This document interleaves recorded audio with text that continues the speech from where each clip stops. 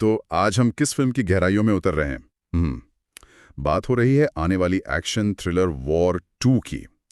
इससे 2025 की सबसे बड़ी मतलब सबसे ज्यादा इंतजार की जाने वाली बॉलीवुड रिलीज में गिना जा रहा है। और इसकी सबसे बड़ी वजह ऋतिक रोशन और जूनियर एनटीआर पहली बार एक साथ। ये सारी जानकारी हमने जुटाई है वॉर 2 एक्शन थ्रिलर का महासंग्राम नाम के एक लेख से, उसके कुछ खास हिस्सों से। हमारा मकसद है कि इस फिल्म से जुड़ी जो सबसे अहम और दिलचस्प बातें हैं ना, वो समझें। जैसे बड़े सितारे क्यों मायने रखते हैं, कहानी का यूनिवर्स से क्या लेना देना है, और रिलीज से पहले ये जो हलचल है वो क्यों है।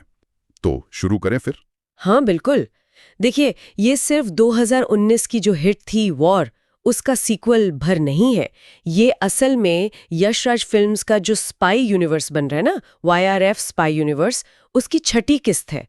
और दिलचस्प बात यह है कि इसे डायरेक्ट कर रहे हैं अयान मुखर्जी। अच्छा, अयान मुखर्जी, वो तो अपनी अलग स्टाइल के लिए जाने जाते हैं। हाँ, और प्रोड्यूसर आदित्य चोपड़ा हैं ही, तो ये यूनिवर्स वाला एंगल इसे और भी बड़ा बना देता है। किरदारों की बात करें तो ऋतिक रोशन तो मेजर कबीर धालीवाल के अपने रोल में वापस आ ही रहे हैं, लेकिन इस बार असली सस्पेंस या कहिए सबकी नजरें जूनियर एनटीआर पर हैं। सही कहा आपने। जूनियर एनटीआर इस फिल्म से बॉलीवुड में अपना पहला कदम रख रहे हैं, और वो भी सीधे मुख्य विलेन के रोल में। मतलब डेब्यू ही नेगेटिव रोल्स हैं। ये तो काफी बोल्ड मूव है। बिल्कुल। और ये सिर्फ एक स्टार का डेब्यू नहीं है। साउथ के इतने बड़े सुपरस्टार का बॉलीवुड में विलेन बनना, ये कहानी में एक नया फ्लेवर लाता है। उनके किरदार को बहुत ही पावरफुल बताया जा रहा है। फैंस में जबरदस्त एक्साइटमेंट है इसको लेकर। साथ में कियारा आडवाणी लीड एक्ट्रेस हैं, और आशुतोष राणा, अनिल कपूर जैसे मंजे हुए कलाकार भी इसमें हैं। अच्छा, और यहाँ चीजें और भी बड़ी हो जाती हैं जब हम फिल्म के स्केल की बात करते हैं। सुनने में आया है कि ये भारत की सबसे महंगी फिल्मों में से एक हो सकती है। हाँ, बजट जो बताया जा रहा है वो 200 से 400 करोड़ के बीच है। 200 से 400 करोड़, ये तो बहुत ही बड़ा आंकड़ा है। बिल्कुल। और ये बजट सिर्फ कागजों पर नहीं है, प्रोडक्शन में दिख भी रहा है। प्रिंसिपल फोटोग्राफी अक्टूबर 2023 के आसपास शुरू हुई थी, और करीब 150 दिन चली है शूटिंग। 150 दिन, काफी लंबा शेड्यूल। हाँ, और लोकेशन भी सिर्फ भारत नहीं, Spain, Italy, Abu Dhabi, Japan, रूस, कई देशों में शूट हुआ है।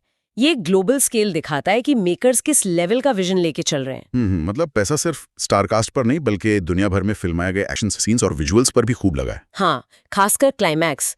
सुनने में आया है कि ऋतिक और जूनियर एनटीआर के बीच का जो फाइनल टकराव है, उसे नवंबर 2024 में शूट किया गया था, मुंबई और विदेश में।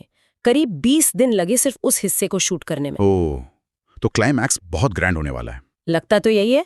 ये दिखाता है कि फिल्म का सबसे अहम हिस्सा कितना बड़ा होगा। और लेटेस्ट अपडेट क्या है शूटिंग वगैरह का? ताज़ा खबर ये है कि ऋतिक रोशन ने जुलाई 2025 में, मतलब अभी हाल ही में, अपने हिस्से की शूटिंग पूरी कर ली है। 149 दिन लगे उन्हें। और जूनियर एनटीआर भी जून 2025 से डेब्यू शुरू कर चुके हैं। अच्छा, तो पोस्ट प्रोडक्शन जोरों पर होगा। रिलीज डेट तो पक्की है ना? हाँ, 14 अगस्त 2025, स्वतंत्रता दिवस वीकेंड। और सिर्फ हिंदी में नहीं, तमिल, तेलुगु, मलयालम, कन्नड़ सब भाषाओं में आएगी। पूरी पैन इंडिया रिलीज की प्लानिंग है। सही है, आजकल पैन इंडिया का ही ट्रेंड है।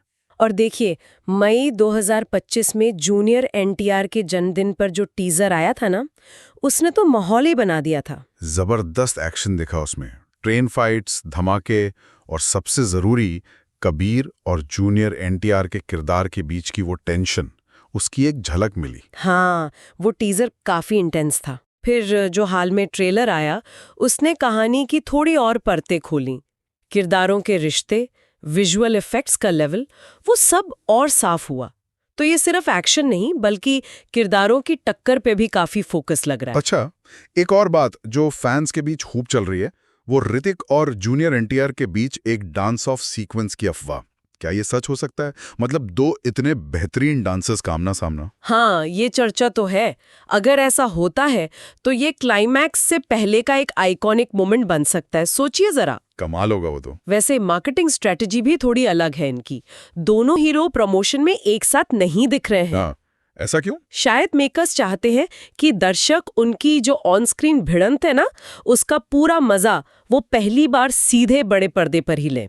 ये एक तरह का रिस्क भी है, पर शायद उनकी ऑन स्क्रीन इंटेंसिटी को बनाए रखने की कोशिश है ये। इंटरेस्टिंग अप्रोच है। हालांकि एक गाना आया था आमन जामन, हाँ। उसको लेकर सोशल मीडिया पर थोड़ी बहस भी हुई।